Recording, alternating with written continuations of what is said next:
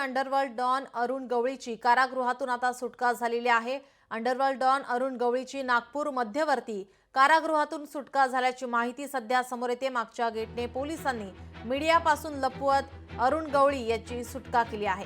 18 वर्षांनंतर नागपूर तुरुंगातून सुटका झाली आहे। सर्वोच्च न्यायालयाकडून जामीन मंजूर केल्यानंतर आज त्यांची सुटका झालेली आहे। अंडरवर्ल्ड डॉन अरुण गवळीला सर्वोच्च न्यायालयाने जामीन मंजूर केलाय। अरुण गवळीला मुंबई शिवसेना नगरसेवक कमलाकर जामसांडेकर यांच्या हत्येप्रकरणी नागपूर मध्यवर्ती कारागृहात जन्मठेपेची शिक्षा या ठिकाणी सुनावली होती। आपले प्रतिनिधी ज्ञानेश्वर पवार आपल्यासोबत फोन लाईनवरून जोडलेत। ज्ञानेश्वर, काय अधिकची माहिती? अगदी नीलम, 2012 मध्ये अरुण गवळीला जन्मठेपेची शिक्षा सुनावण्यात आली होती। मुंबईचे शिवसेनेचे नगरसेवक कमलाकर जामसांडेकर यांच्या हत्येप्रकरणी त्यांना ही शिक्षा सुनावण्यात आली होती आणि त्यानंतर त्यांनी या एकूणच न्यायालयाच्या निर्णयाला ते कोर्टामध्ये आव्हान दिलं होतं। त्यानंतर सुप्रीम कोर्टातून त्यांना जे ते जामीन मंजूर करण्यात आलं होतं।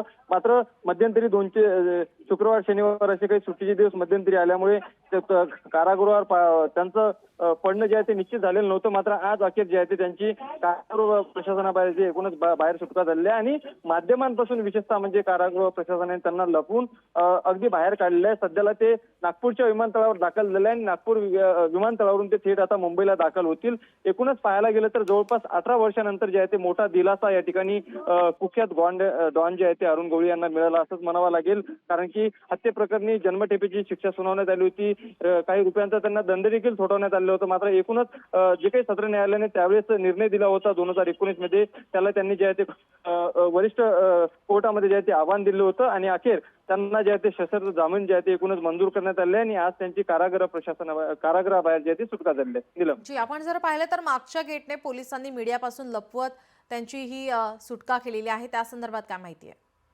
अगदीच माध्यमांची मोठी गर्दी जी आहे ते अरुण गवळी सुटणार यामुळे जे आहे ते कारागृहाबाहेर थांबलेली होती। त्यामुळे सुरक्षितच्या दृष्टिकोनातून जे आहे ते पोलीस प्रशासनाने अगदी कडेकोट बंदोबस्तामध्ये जे आहे ते त्यांना एकूण मागच्या गेट मधून जे आहे ते बाहेर काढलेलं आहे आणि ते कारागृहाबाहेर पडल्यानंतर नागपूरच्या विमानतळावर दाखल झाले आणि नागपूर विमानतळावरून आता थेट ते मुंबईला आपल्या राहत्या घरी जे आहे ते एकूणच पोहोचणार आहे।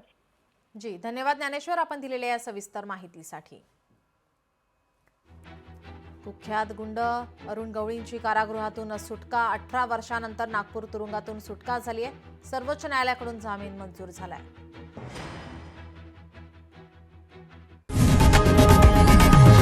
लोकशाही मराठी ऐका, पहा, जागरूक रहा।